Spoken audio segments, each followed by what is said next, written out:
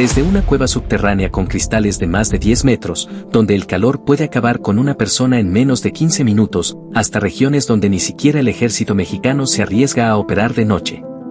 Chihuahua, además de ser el estado más grande de México, esconde algunos de los lugares más inaccesibles y restringidos del país entre desiertos, montañas y barrancas. En esta lista conoceremos 10 sitios reales a los que no puedes entrar libremente. Algunos fueron cerrados por las autoridades, otros quedaron prácticamente aislados por la naturaleza y en ciertos casos el crimen organizado impuso sus propias fronteras. Y en el número 1 aparece un lugar donde un pueblo entero terminó bajo el agua. Soy tu compadre mexicano y estos son 10 lugares prohibidos de Chihuahua que no puedes visitar. Antes de empezar, suscríbete a este canal para demostrar que el contenido de nuestro México igual tiene apoyo. Número 10. El cuartel de la Quinta Zona Militar. En la ciudad de Chihuahua, sobre la avenida División del Norte, se encuentra un complejo militar que abarca varias manzanas y cuyo acceso está completamente restringido. Se trata de la sede de la Quinta Zona Militar del Ejército Mexicano. Basta observar sus muros elevados, puestos de vigilancia, soldados armados y vehículos militares para comprender que definitivamente no es un sitio al que cualquiera puede entrar. Desde este complejo se coordinan actividades militares desarrolladas en Chihuahua, incluidas operaciones contra el narcotráfico dentro de la Sierra Madre Occidental.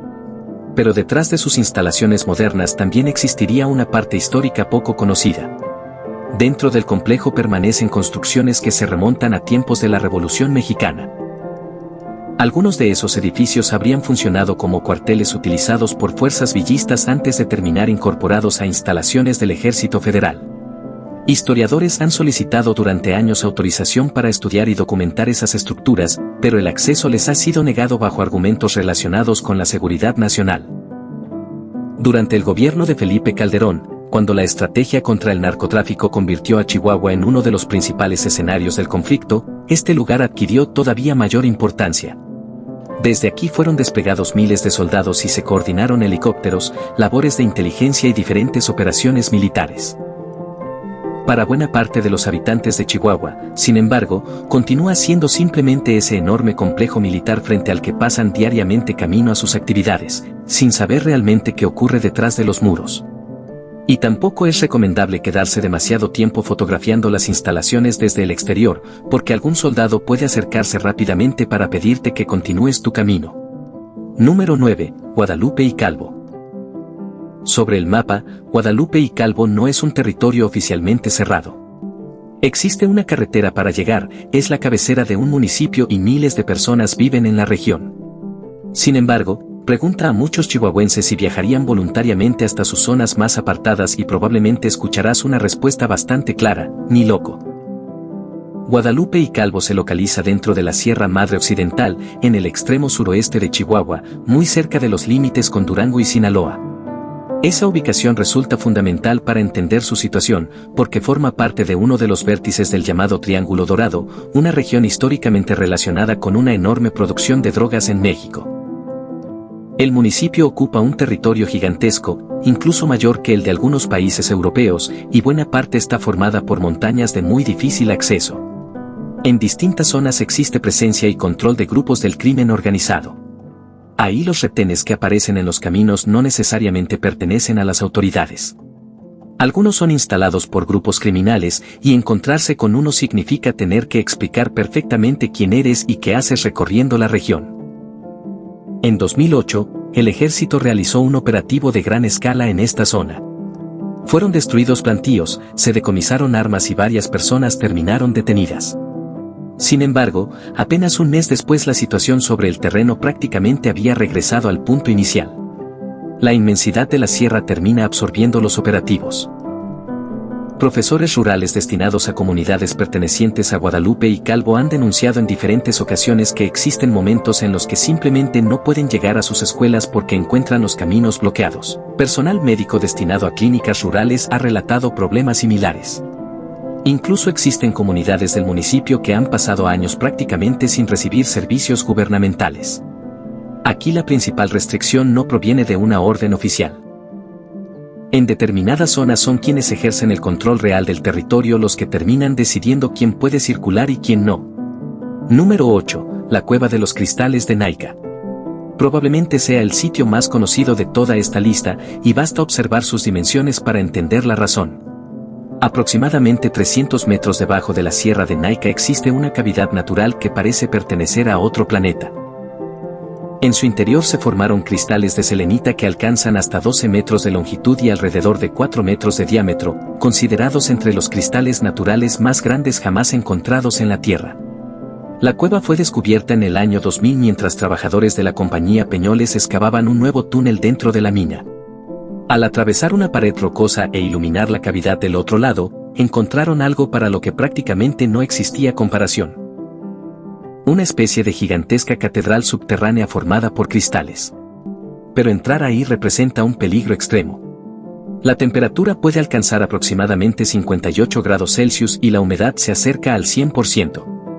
Bajo esas condiciones, una persona sin protección especializada podría perder el conocimiento en alrededor de 10 minutos y morir en aproximadamente 15. Los científicos que consiguieron estudiar la cueva tuvieron que utilizar trajes especiales con sistemas de refrigeración y tanques que les suministraban aire frío. Incluso utilizando ese equipo, sus periodos de permanencia estaban limitados aproximadamente a entre 20 y 40 minutos. En 2015 disminuyeron las operaciones de bombeo de la mina y el agua termal que antiguamente llenaba la cavidad comenzó a regresar. Poco a poco, la cueva de los cristales volvió a inundarse hasta quedar sumergida. Actualmente aquellos gigantes de selenita continúan debajo del agua y en completa oscuridad, creciendo lentamente mediante el mismo proceso que los ha formado durante aproximadamente 500.000 años. No existen recorridos turísticos ni una manera convencional de acceder. La cueva permanece completamente fuera del alcance del público y, considerando las condiciones de su interior, probablemente sea mejor que continúe así. Número 7. El pueblo fantasma de Cusibiriachi. Durante el siglo XVII, Cusibiriachi llegó a convertirse en uno de los centros más importantes de la provincia de Nueva Vizcaya, alcanzando una relevancia que en determinado momento superó incluso a la actual ciudad de Chihuahua. Sus minas producían enormes cantidades de plata, existían importantes construcciones religiosas y su población podía competir con la de algunos de los principales asentamientos del norte de la Nueva España. Actualmente, gran parte de aquella grandeza solamente puede imaginarse entre sus restos. Permanecen ruinas de construcciones coloniales, una antigua iglesia que todavía resiste el paso del tiempo y unas cuantas familias que continúan viviendo en la zona. A diferencia de otros pueblos fantasma, aquí no ocurrió una sola tragedia que provocara la salida inmediata de todos sus habitantes. El abandono sucedió lentamente.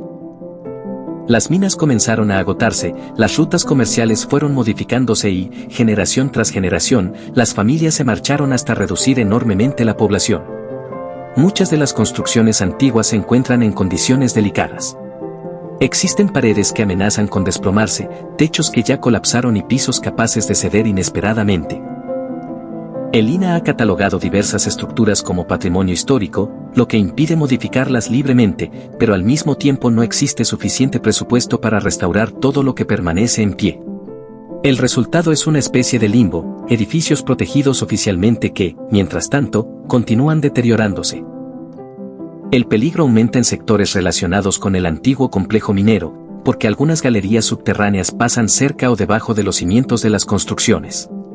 En determinados puntos, caminar por las calles significa prácticamente avanzar sobre espacios huecos. Por esta razón, las autoridades han restringido el paso hacia las áreas consideradas más peligrosas, aunque la vigilancia sigue siendo limitada. Quizá lo más sorprendente de Cusibiriachi sea comprender la magnitud de lo que desapareció. No estamos hablando de un pequeño asentamiento minero sin importancia. En su momento fue uno de los grandes centros de la región y, siglos después, su nombre prácticamente ni siquiera aparece en las rutas turísticas convencionales. Número 6. La zona de conflicto de Madera.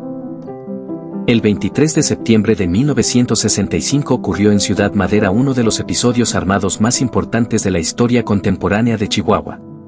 Un grupo guerrillero encabezado por Arturo Gámez intentó tomar por asalto el cuartel militar de la localidad, en lo que se considera uno de los primeros levantamientos insurgentes armados ocurridos en México después de la Revolución. La operación terminó en fracaso. La mayoría de los integrantes del grupo murieron durante el enfrentamiento y, después del ataque, el ejército respondió con una fuerte campaña represiva que alcanzó distintas comunidades de la sierra. A partir de entonces, aquel episodio quedó profundamente ligado a la historia de Madera. El lugar donde ocurrió el ataque terminó convirtiéndose en un espacio de memoria histórica, aunque durante muchos años fue también un tema bastante incómodo para las autoridades. Hablar públicamente del asalto de Madera llegó a ser prácticamente un tabú, mientras sobrevivientes y familiares de los guerrilleros muertos denunciaron persecución y vigilancia durante años. Actualmente, el antiguo cuartel y parte de sus alrededores permanecen bajo control y restricciones militares. No necesariamente porque ahí se desarrollen operaciones permanentes, sino porque el ejército mantiene presencia constante en la región, una presencia que además se ha reforzado durante los últimos años. Pero existe otro problema completamente distinto. Los extensos bosques que rodean Madera también se han convertido en zonas disputadas por grupos dedicados a la tala ilegal, algunos de ellos relacionados con organizaciones criminales. Eso provoca una combinación bastante particular. Un sitio marcado por una historia que durante décadas resultó incómoda para el gobierno, presencia constante de fuerzas armadas y actividades criminales dentro de los bosques cercanos. En ese contexto, hacer demasiadas preguntas puede llamar rápidamente la atención. Si quieres conocer la historia del ataque al cuartel de Madera, existe documentación para investigarla. Intentar recorrer por cuenta propia algunas de las zonas relacionadas con aquellos hechos es una situación completamente diferente. Antes de continuar, no olvides suscribirte a Compadre Mexicano, recuerda que es totalmente gratis. Número 5. Los túneles bajo Ciudad Juárez. Debajo de una de las ciudades fronterizas más conocidas de México existe una red subterránea cuya verdadera extensión todavía resulta difícil de determinar. Durante las últimas 3 décadas, las autoridades han descubierto distintos túneles debajo de Ciudad Juárez. Algunos fueron construidos específicamente para transportar droga hacia El Paso, Texas. Otros aparentemente tienen un origen mucho más antiguo y conectaban edificios ubicados en el centro histórico desde tiempos del Porfiriato. Cada cierto tiempo aparece uno nuevo. En 2019, por ejemplo, las autoridades localizaron un túnel que contaba con ventilación, sistema de iluminación eléctrica e incluso rieles utilizados para mover carga. No se trataba de una excavación improvisada hecha con herramientas básicas, sino de una obra subterránea perfectamente planeada. Los gobiernos de México y Estados Unidos han destinado millones a encontrar estas construcciones a lo largo de la frontera. Se han utilizado sensores sísmicos, radares capaces de penetrar el terreno, vigilancia desde el aire y diferentes tecnologías de detección. Aún con todo eso, siguen apareciendo nuevos pasadizos. Y la razón por la que esta red resulta imposible de explorar no se limita a que ingresar sea ilegal. Muchos de esos túneles pertenecen o han pertenecido a organizaciones criminales que los consideran infraestructura estratégica de enorme valor. Construirlos puede costar millones de pesos y utilizarlos correctamente puede generar cantidades muchísimo mayores. Evidentemente, nadie relacionado con esas operaciones permitiría que una persona ajena entrara simplemente por curiosidad. Cuando las autoridades descubren y aseguran uno de estos túneles, normalmente terminan rellenándolo o sellándolo con concreto. El problema es que nadie conoce la extensión completa de la infraestructura que todavía podría permanecer oculta. Incluso algunos ingenieros han planteado la posibilidad de que debajo de Ciudad Juárez exista una especie de segundo nivel urbano formado por túneles, drenajes, pasadizos antiguos y excavaciones clandestinas de las que apenas conocemos una pequeña parte. Y solamente imaginar cuánto podría existir bajo las calles ya resulta inquietante. Número 4. Batopilas y la Ruta del Cañón. Batopilas llegó a ser una de las poblaciones más prósperas de Chihuahua gracias a la plata. El dinero producido por sus minas fue tan grande que la localidad llegó a contar con electricidad en una época en la que muchas ciudades mexicanas todavía no disponían de ese servicio. Empresarios estadounidenses y familias chihuahuenses acumularon enormes fortunas gracias a las minas ubicadas en esta región, escondida en el fondo de una de las barrancas de la Sierra Tarahumara. Llegar hasta Batopilas sigue siendo toda una experiencia. El camino desciende por la ladera de la barranca a través de tramos estrechos, curvas cerradas y zonas donde el precipicio cae cientos de metros. Durante mucho tiempo, buena parte de esta ruta estuvo formada por terracería y caminos de un solo carril prácticamente sin protección. Recorrer menos de 140 kilómetros desde Creel podía convertirse fácilmente en un trayecto de entre 6 y 8 horas. Sin embargo, la dificultad del camino no es la principal razón por la que Batopilas aparece en esta lista. El verdadero problema se encuentra en las montañas que rodean al pueblo. La región forma parte de un territorio utilizado para la producción y transporte de estupefacientes. Esto significa que algunos retenes encontrados en caminos serranos no necesariamente pertenecen al ejército o a alguna corporación policial. En determinados momentos pueden aparecer hombres armados sin uniforme que deciden quién continúa avanzando y quién debe regresar por donde llegó. La violencia también ha alcanzado a personas que trabajan dentro de las comunidades de la región. En 2012 fue asesinado un sacerdote que realizaba labores en comunidades rarámuri de la zona. Durante años posteriores, defensores indígenas y activistas ambientales también denunciaron amenazas después de señalar actividades de deforestación ilegal relacionadas con grupos criminales en las barrancas. Dentro del propio Batopilas todavía sobreviven restos impresionantes de su pasado minero. Entre ellos aparecen la hacienda de San Miguel, antiguos acueductos y socavones que recuerdan la época en la que toneladas de plata salían de estas montañas. Muchas de esas estructuras siguen deteriorándose lentamente y recorrer zonas apartadas representa un riesgo difícil de controlar. Todavía existen viajeros aventureros que descienden hasta Batopilas y recorren sus alrededores, pero quienes lo hacen saben perfectamente que hay partes de la sierra donde ninguna agencia turística puede garantizarles seguridad. Número 3. Las secciones cerradas de las 40 casas. A más de 2.000 metros de altitud, dentro de la Sierra de Madera, se encuentra uno de los sitios arqueológicos más sorprendentes de Chihuahua. En cavidades naturales abiertas en enormes paredes de roca, antiguos habitantes vinculados con la tradición cultural de Paquimé levantaron viviendas de adobe que hoy conocemos como las 40 casas. Una parte del complejo arqueológico puede visitarse de manera controlada. Sin embargo, lo que observa el turista representa solamente una pequeña fracción de todo lo que existe en los acantilados. Hay cuevas donde todavía permanecen construcciones que nunca han sido excavadas de manera completa. Desde abajo pueden distinguirse estructuras en partes muy elevadas de la pared, pero no existe ningún sendero seguro que permita alcanzarlas. En algunos de estos espacios los arqueólogos han encontrado restos humanos, herramientas, fragmentos de cerámica y evidencias que indican que la ocupación del lugar fue mucho más extensa de lo que parece al recorrer únicamente las áreas habilitadas. El INAH mantiene cerradas varias secciones principalmente por dos motivos. El primero es proteger el patrimonio. Estamos hablando de construcciones que superan los 700 años de antigüedad y que pueden sufrir daños irreversibles con apenas unas cuantas visitas sin supervisión. Antes de que las restricciones actuales fueran más estrictas, especialmente durante la década de 1990, hubo reportes de personas que se llevaban objetos como recuerdos. Algunos tomaban fragmentos de cerámica, otros arrancaban pedazos de estructuras e incluso hubo casos relacionados con restos óseos. La segunda razón es todavía más evidente: llegar hasta determinadas cuevas es extremadamente peligroso. Algunas viviendas están construidas dentro de cavidades situadas decenas de metros por encima del suelo, directamente sobre paredes prácticamente verticales. No existen escaleras adecuadas, pasamanos ni plataformas de seguridad. Un error al avanzar por esas zonas podría terminar en una caída mortal. Los arqueólogos que sí han conseguido ingresar a secciones restringidas han descrito espacios sorprendentemente bien conservados. Existen muros de adobe donde todavía pueden observarse rastros de sus acabados originales, antiguos depósitos donde han aparecido restos de maíz conservados durante siglos y evidencias de actividades rituales cuyo significado todavía sigue siendo estudiado. Todo permanece ahí, escondido en los acantilados. Puedes observar una parte desde la distancia, pero acercarte a muchas de esas estructuras está completamente fuera de los límites permitidos. Número 2. El Triángulo Dorado. El llamado Triángulo Dorado se encuentra justo en el punto donde convergen Chihuahua, Durango y Sinaloa, dentro de algunas de las montañas más profundas y difíciles de recorrer de la Sierra Madre Occidental.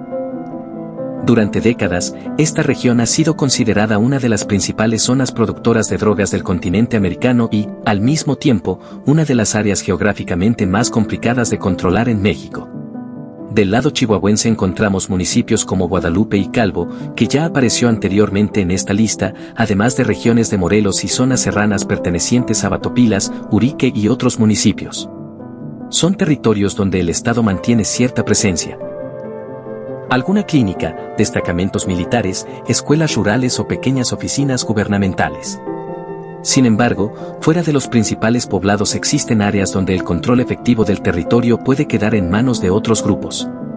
No encontrarás una cerca que anuncie que estás entrando al Triángulo Dorado ni un enorme letrero diciendo que el paso está prohibido. La frontera es invisible, pero quienes viven en estas montañas saben perfectamente dónde comienza y qué caminos es mejor no tomar. Periodistas que han conseguido internarse en zonas remotas han descrito un escenario completamente diferente al de cualquier región turística. Han documentado pistas clandestinas abiertas entre los árboles, laboratorios ocultos cerca de rancherías aisladas y caminos que cambian dependiendo de las necesidades de cada temporada. El ejército realiza periódicamente sobrevuelos y operativos, destruye plantíos, decomisa armas y desmantela instalaciones. Pero después las fuerzas se retiran y muchas de estas actividades simplemente reaparecen en algún otro punto. La razón es sencilla, la Sierra Madre Occidental es inmensa. Hay montañas, barrancas y caminos donde avanzar apenas unos cuantos kilómetros puede tomar horas. Vigilar cada rincón de manera permanente es prácticamente imposible. En medio de todo esto se encuentran numerosas comunidades originarias, muchas de ellas rarámuri, cuyos habitantes terminan atrapados dentro de un conflicto que nunca eligieron. Entrar sin conocer la zona, sin contactos locales y sin saber quién controla cada camino puede convertirse en una decisión extremadamente peligrosa. Aquí no estamos hablando únicamente de perderse en la montaña. El verdadero riesgo es encontrarse con personas que no quieren extraños dentro de su territorio. Número 1. San Pedro de Conchos, el pueblo que desapareció bajo el agua. En el sur de Chihuahua existe una historia que parece difícil de imaginar, un pueblo completo quedó sumergido bajo las aguas de un embalse. Durante el siglo XX, el gobierno federal impulsó grandes proyectos hidráulicos sobre el río Conchos con el objetivo de llevar agua a miles de hectáreas agrícolas y generar energía para distintas regiones del estado. Pero algunos de esos proyectos implicaron transformar por completo comunidades que llevaban generaciones establecidas cerca del río. Uno de esos lugares fue San Pedro de Conchos. Ahí existían casas de adobe, una iglesia, calles, una plaza y un cementerio.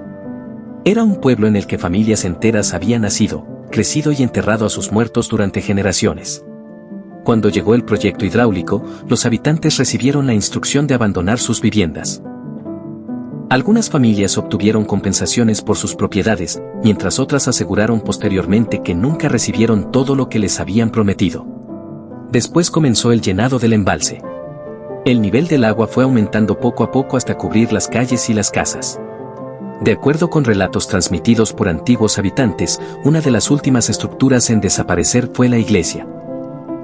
Durante algún tiempo todavía podía distinguirse parte del campanario sobresaliendo sobre el agua, hasta que finalmente quedó completamente sumergido. Desde entonces, los restos del antiguo asentamiento permanecen debajo del embalse. Sin embargo, durante periodos de sequía extrema puede ocurrir algo extraordinario. Cuando el nivel del agua desciende lo suficiente, algunas estructuras comienzan a quedar nuevamente expuestas. Muros y restos de construcciones aparecen entre el lodo como evidencia física de que ahí, debajo del agua, alguna vez existió una comunidad. Cada vez que sucede, fotografías de las ruinas comienzan a circular y provocan la misma sensación. Resulta fascinante observar cómo reaparece un lugar que parecía borrado del mapa, pero también es imposible olvidar que esas paredes fueron alguna vez hogares. Ingresar directamente a las zonas donde emergen los restos puede resultar peligroso. El terreno del embalse se convierte en una superficie fangosa e inestable y las construcciones que han permanecido décadas bajo el agua pueden colapsar fácilmente, por lo que existen restricciones para acercarse a determinados puntos. Pero la historia de San Pedro de Conchos va mucho más allá de unas ruinas sumergidas. Representa un fenómeno que ocurrió en diferentes partes de México durante el siglo XX. Comunidades completas modificadas, trasladadas o desaparecidas para construir presas y desarrollar enormes proyectos de infraestructura. Las familias fueron reubicadas y con el paso de los años terminaron dispersándose entre otras localidades. Junto con ellas también comenzó a desaparecer la memoria cotidiana de aquel pueblo. No existe una enorme señal anunciando que debajo de esas aguas alguna vez hubo un pueblo. Lo que permanece es el paisaje, el recuerdo de quienes vivieron ahí y unas ruinas que solamente vuelven a mostrarse cuando la sequía permite que el pasado salga nuevamente a la superficie. Si llegaste hasta aquí, suscríbete al canal. Cada semana recorremos historias y lugares de México que pocas personas conocen. Y lo que viene en el próximo video nos llevará a un territorio que hará que varios de los sitios que acabamos de conocer parezcan parques de diversiones.